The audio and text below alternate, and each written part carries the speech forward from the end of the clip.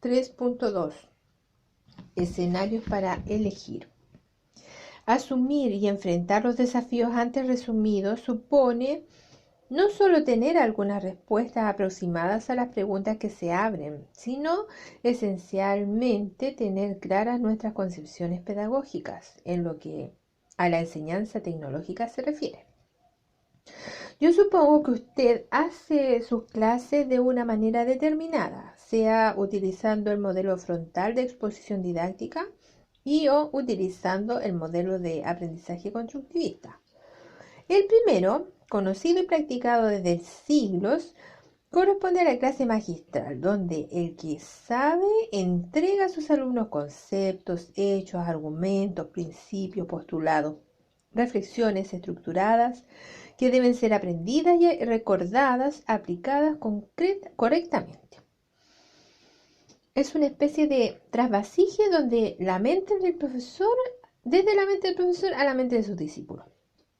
Fíjese usted que dicen algunos expertos que si una persona que vivió durante el siglo IX volviera a nuestros tiempos, lo único que reconocería de inmediato sería una sala de clase, donde una persona entrega autoritariamente a un grupo o un conjunto de conceptos estructurados en un cuerpo jerarquizado, lo que se supone deben ser adquiridos por los alumnos. La idea central explicitada hace mucho tiempo por John Locke, 1632-1704, era la de tabula rasa, es decir, la mente de los niños y niñas se empieza a llenar de ideas, conceptos, pensamientos como reflejo de lo que oyen, ven, tocan, olfatean o gustan. Antes de captar algo de los sentidos, sus conciencias están tan vacías y faltas de contenido como una pizarra limpia al entrar el profesor al aula. El rol del profesor, del maestro, es por lo tanto llenar esas mentes de sabiduría tal como se llena lentamente un jarro vacío. Incluso la sala de clases debe disponerse según la lógica de quien sabe y de quienes aprenden. El que sabe se instala en una tarima, taburete o mesa que le aísla y eleva respecto de los estudiantes sentados más abajo. La simetría y orden de las sillas y su ubicación tienen que ver con el orden y silencio exigido por quien enseña. Es una idea de la transmisión unidireccional de conocimientos desde el sabio a los ignorantes. Otro modelo, el de aprendizaje constructivista o intercambios intersubjetivos, hoy día muy de moda, como seguramente usted sabe, considera al estudiante como un activo constructor de su propia comprensión del mundo y al profesor como un ayudador, orientador o estimulador de esa comprensión. El estudiante trae al aula una historia específica, una visión propia de las cosas y la naturaleza, una cultura, en fin, una historia personal que se enfrenta sistemáticamente y permanentemente a los esfuerzos del profesor para darle otras visiones, otras reflexiones, otros conceptos e ideas. Una investigación realizada en Francia con niños de enseñanza básica a quienes se les había explicado en el aula con múltiples sistemas audiovisuales que la Tierra giraba alrededor del Sol, cuando fueron interrogados directamente sobre este tema por los psicólogos educacionales encargados de la investigación, respondieron en un 57% que seguían pensando que en la realidad era el Sol el que giraba alrededor de la Tierra. Esto se lo traigo a colación como ejemplo de los enormes esfuerzos y amplia cantidad y calidad de conocimientos que un profesor debe manejar para hacer su trabajo, para hacer que su trabajo rinda los frutos que espera, sobre todo si se piensa que la mente de los estudiantes no es una tabla rasa, como todavía creen muchos colegas, sino que una mente con muchos conocimientos, a veces incluso superiores en ciertos temas a los del mismo profesor, capaz de razonar por sí mismo de cierta manera. El conocimiento es un producto social que usted, sujeto social, aprendió antes que sus alumnos y alumnas. Y que para transmitirlo debe tener muy claro que ellos son sujetos, no objetos pasivos, que están interactuando con usted y sus compañeros y compañeras.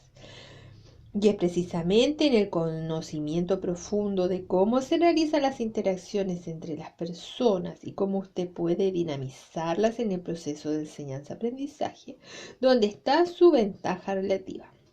Al respecto, recuerde que ya le he señalado en páginas anteriores. Además de la forma como usted hace sus clases para los objetivos de futuro, lo esencial es también saber en qué grupo de profesores usted se siente más cómodo. Si entre quienes aceptan el cambio por el cambio, si entre quienes aceptan cambios luego de una reflexión rigurosa, o usted está entre quienes rechazan los cambios por las razones que sean. Mi optimismo me hace pensar que usted pertenece al grupo de quienes van asumiendo los cambios después de estudiar, pensar, aprender, reflexionar y deducir por sí mismo o misma.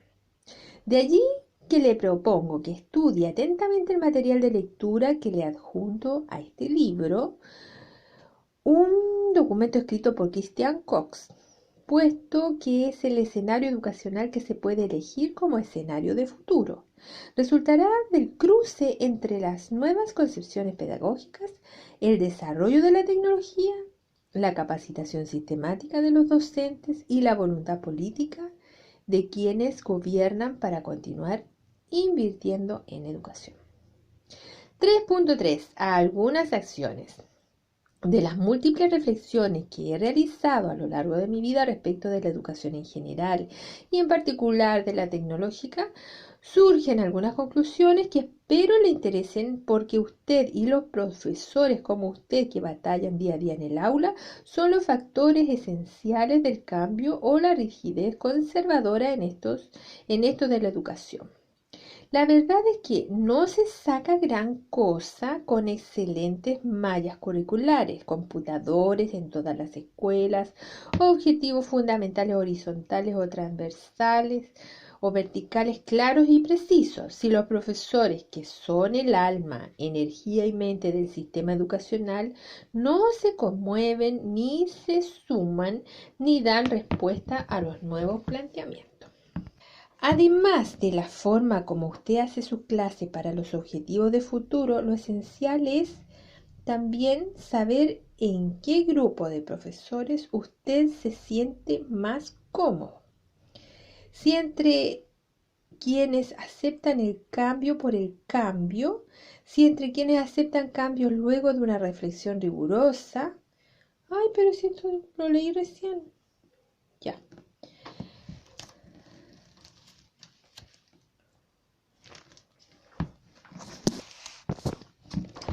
Muchos colegas me han contestado que sí, que están de acuerdo con que son los sujetos fundamentales del sistema, que están muy bien expuestas las nuevas bases de la educación tecnológica, que están conscientes de que deben estudiar de modo permanente los resultados de las investigaciones pedagógicas, etc. Pero me añaden a continuación, ¿cómo quieres que lo haga si tengo que hacer clases en 2, a veces 3 o 4 lugares diferentes? ¿De dónde saco tiempo y energía para preocuparme de las llamadas de los filósofos de la educación? ¿Cómo puedo mantener el orden de una sala de clases de 40 o más energúmenos si no es con gritos y a veces con mucha dureza? ¿Qué puedo hacer si en diciembre me echan los sostenedores de los colegios y me recontratan como los temporeros en marzo? Esta y otras preguntas que espero usted no se haga me abruman porque no tengo respuestas inmediatas a ellas. Pero de lo que sí estoy convencido es que para iniciar el proceso de cambio también de esa situación es absolutamente esencial que los profesores como usted conozcan no solo las bases fundamentales de la educación en general, de la tecnológica, en particular, sino que ahora mismo inicie en su establecimiento el desarrollo de un conjunto de acciones, algunas de las cuales le voy a señalar enseguida. La sumatoria de decenas, de centenares, de miles de acciones como las que le propondré y de otras que seguramente se le van a ocurrir a usted, van a generar una fuerza potente en cambio de la situación socioeconómica actual de los profesores de enseñanza tecnológica. Estoy seguro de ello. Y nunca espere el vamos oficial para poner en marcha alguna o todas las acciones propuestas o pensadas por usted. Acción 1. Convénzase y convenza a sus colegas de que la ciencia y la tecnología es la única actividad del ser humano que en la actualidad puede ser pensada en términos de desarrollo permanente, pero que sus objetivos no son neutros, sino que responden a intereses bien concretos de individuos o grupos o países. De esta manera, ¿puede usted explicar con claridad lo que es la educación tecnológica, su historia, sus objetivos, limitaciones y posibilidades de desarrollo? De modo que lo entiendan colegas, directivos, administrativos, padres, apoderados y alumnos, incluso sostenedores. En otras palabras, la acción pretende definir con claridad los parámetros dentro de los que se desarrolla este tipo de educación. Se trata de una acción permanente de concientización respecto de la importancia relativa de la tecnología, cuestión nada clara en el seno del sistema educacional chileno. Acción 1. Convénzase y convenza a sus colegas de que la ciencia y la tecnología es la única actividad del ser humano que en la actualidad puede ser pensada en términos de desarrollo permanente, pero que sus objetivos no son neutros, sino que responden a intereses bien concretos de individuos, grupos y países. Acción 2.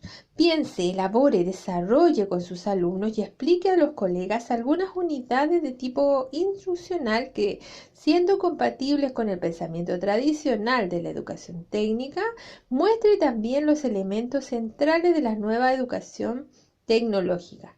Enfocar estas unidades en algunas cuestiones centrales que le he explicado, como la historia del pensamiento tecnológico, la construcción de confianzas en el espacio de trabajo, el saber reconocer y manejar de las emociones, pensar más en los procesos del trabajo en grupos que en el resultado final, etc., puede ser un buen punto de partida.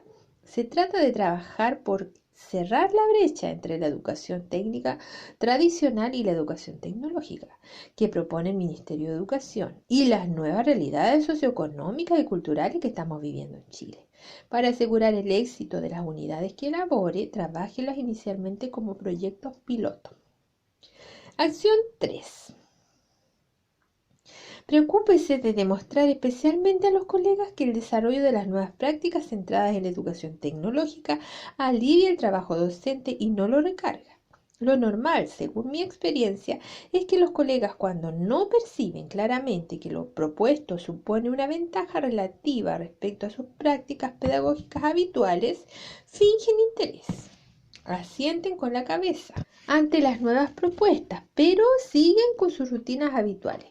Lo ideal es que ellos sí asumen estas proposiciones, las integren en sus aulas y generen también sus propias ideas de cambio, pues de esta manera comprobamos si efectivamente han variado sus valores y creencias.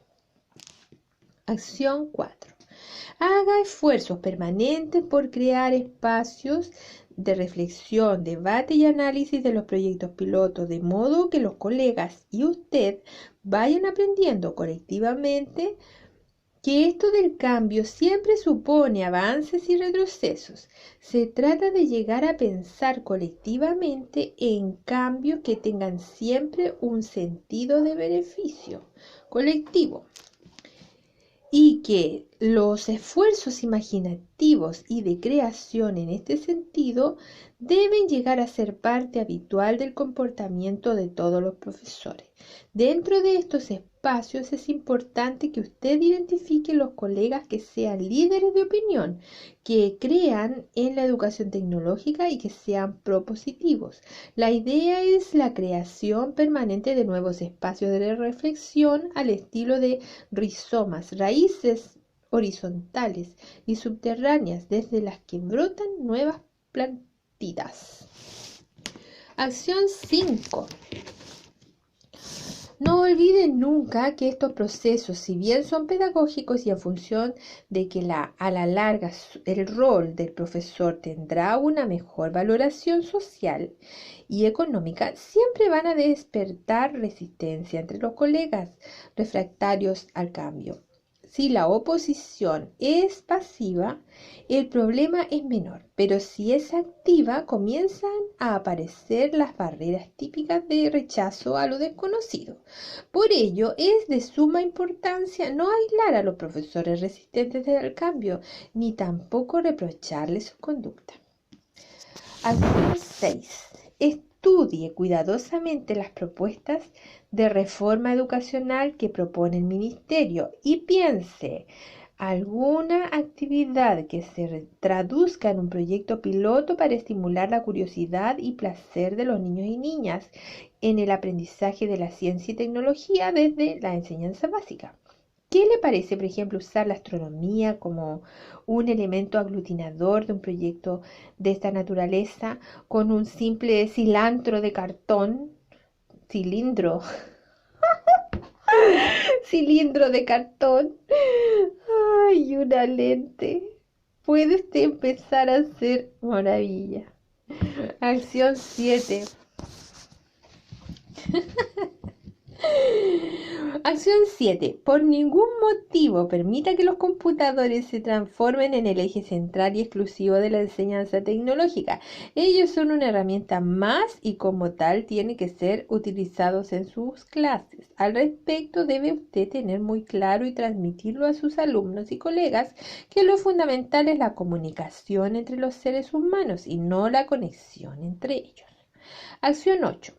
Haga esfuerzo permanente para desarrollar iniciativas que vayan integrando el proceso de enseñanza-aprendizaje de la tecnología a las necesidades reales de industrias, fábricas o empresas de servicio. Para ello, salga periódicamente a entrevistarse con responsables de las actividades de capacitación o gerentes de producción, llevándoles un breve cuestionario que contemple las dudas o necesidades de información que usted estime pertinente. El formato de estos cuestionarios puede ser, por ejemplo, el siguiente. Proyecto de enseñanza tecnológica, empresa, en nombre del centro escolar y dirección. Profesor coordinador del proyecto, tanto. Teléfono de contacto, tanto. Cuestionario 1. ¿Cómo se seleccionan los nuevos trabajadores que ingresan a esta empresa? 2. Según su experiencia, ¿cuáles son los déficits o fallas de conocimientos más normales que traen los nuevos trabajadores? 3. ¿Qué pediría el sistema educacional para mejorar la formación técnica de los egresados? 4. ¿Qué tipo de capacitación reciben los trabajadores de esta empresa? 5. ¿Se interesaría usted en participar 2 veces al año en una reunión con los profesores de enseñanza tecnológica de mi establecimiento? Persona entrevistada, fecha. Las preguntas de las 6 a las 10, sí, porque aparecen 10, anótela usted. Es importante hacer cuestionarios que no tengan demasiadas interrogantes. Llévelos siempre a sus entrevistas y luego de explicar detalladamente lo que pretende hacer con esa investigación, anote las respuestas o deje el cuestionario al entrevistado por si éste no tiene tiempo de contestar de inmediato o desea hacer consultas. En este caso, acuerde siempre el día y hora en que vendrá a recoger la respuesta. Ya. Acción 9. La evidencia de su investigación en terreno va a demostrar de modo inequívoco que a los colegas la necesidad de repensar continuamente los procesos de enseñanza-aprendizaje de los alumnos y alumnas. Ello va a significar modificaciones de algunos, el ajuste de otros y la mantención de los ejes centrales que propone la reforma del ministerio, ya que el proceso educativo va mucho más allá de satisfacer solo intereses económicos. Lo más probable, según mi experiencia, es que usted va a tener que fortalecer aquellos procesos que apuntan primero al uso de herramientas y materiales y luego a la solución de problemas tecnológicos. En esta segunda fase, no olvide lo que le he comentado respecto a la importancia del proceso mediante el cual el grupo llega a la solución de problemas. Acción 10. Realice esfuerzos permanentes para integrar a los espacios de reflexión que se generan por la acción 9 a los colegas de asignaturas no tecnológicas. Es fundamental integrar la tecnología a otros temas centrales de la formación escolar. Usted, sin imponer su arte a los demás, ni permitir que los demás impongan los suyos. Se trata de sumar fuerzas y energías pedagógicas, no de imponer unas sobre otras. Resumen. Bien, hemos llegado al final de esta tercera unidad y al final del texto. Hemos dado una ojeada amplia a los conceptos como progreso y desarrollo que han marcado la ideología de la humanidad durante siglos. Mirada amplia y no muy profunda, por tratarse de un resumen que le he hecho a usted de muchas lecturas, pero no superficial y lo suficientemente explicativa como para poder reconocer qué de mito, de defensa de intereses privados o simplemente de mentiras y verdades existen en esas ideologías. La primera conclusión es la necesidad de estar atentos a los mensajes que nos inundan minuto a minuto y la exigencia de entrenarnos. Y la exigencia de entrenarnos para poder ser capaces de aprender y hacer nuestra la realidad objetiva, no la subjetiva que nos transmiten otros. La segunda conclusión se relaciona con el hecho de que han sido finalmente la ciencia y la tecnología una de las pocas actividades del ser humano que puede afirmarse se han desarrollado de modo permanente y acumulativo desde sus inicios, fijados alrededor del siglo XVI. Pero también, y como tercera conclusión, que ese desarrollo no ha sido gratis y sin costo, como lo demuestran las investigaciones rigurosas que se han hecho en centros de prestigio mundial. La pretensión de dominio y control de la naturaleza que ha rondado la mente de las personas desde el nacimiento del Homo faber y que al comienzo no traía mayores consecuencias ambientales, hoy día tiene que transformarse en respeto y consideración a la naturaleza. Si no queremos que los daños ya hechos a esta, algunos en la práctica irreparables, no nos lleve a nosotros, pero en especial a nuestros descendientes, a una catástrofe ecológica. La codicia insaciable de algunos pocos por acumular riquezas y poder debe ser rechazada, no solo por principios éticos y morales, sino principalmente por razones de sobrevivencia humana.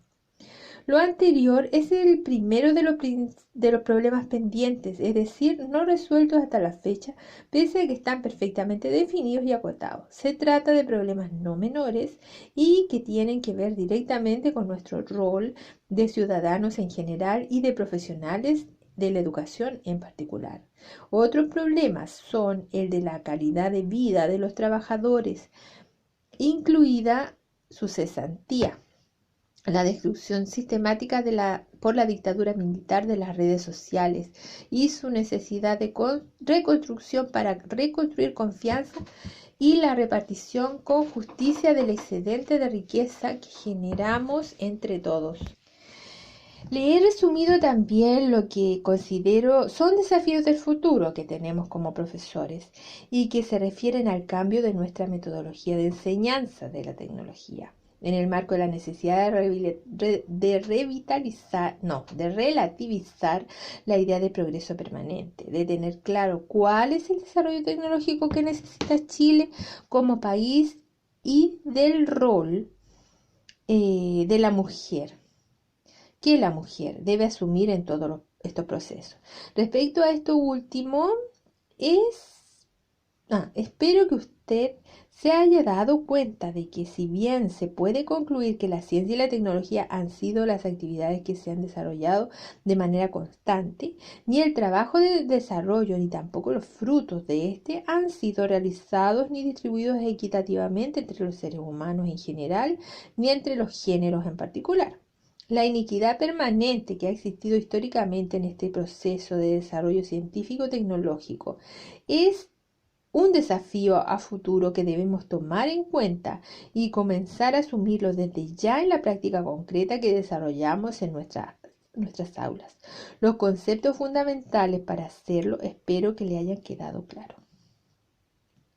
Como profesores que participamos del proceso de enseñanza-aprendizaje de la tecnología, los desafíos específicos que debemos asumir son esenciales y se los he caracterizado como aprender a movernos en un futuro cambiante, saber trabajar en una educación cambiante para un mundo cambiante y lleno de incertidumbres y ponernos a trabajar en la reconstrucción de redes de relaciones. Esto último, cuestión esencial según las investigaciones pedagógicas relacionadas con las emociones de los seres humanos, uno de cuyos pioneros ha sido el chileno Humberto Maturana junto a Francisco Varela, también chileno y lamentablemente hace poco fallecido. Quiero mencionarle aquí el hecho de que a raíz de las investigaciones y estudios de estos brillantes profesores y de otros en otras partes del mundo, sumados a los avances tecnológicos, ha surgido y desarrollado con fuerza creciente una fascinante rama del conocimiento llamada neurociencia. Si usted sintiese curiosidad pedagógica respecto de estos temas, le recomiendo calurosamente empezar con la lectura de los libros de estos dos chilenos.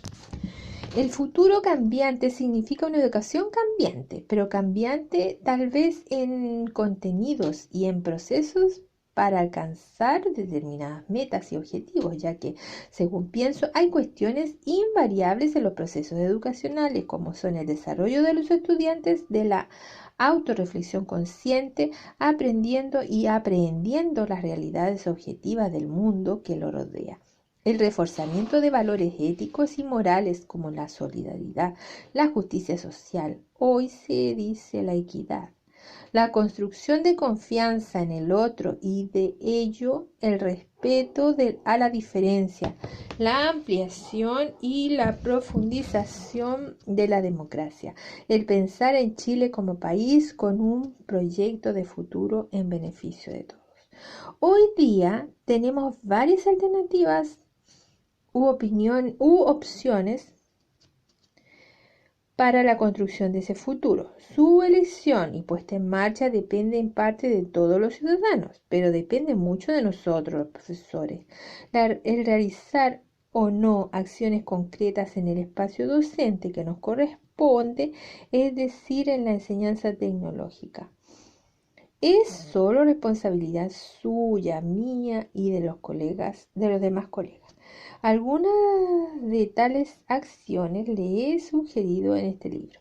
Ojalá usted las asuma con entusiasmo. Buena suerte y gracias por haber leído y estudiado las reflexiones que he buscado compartir con usted.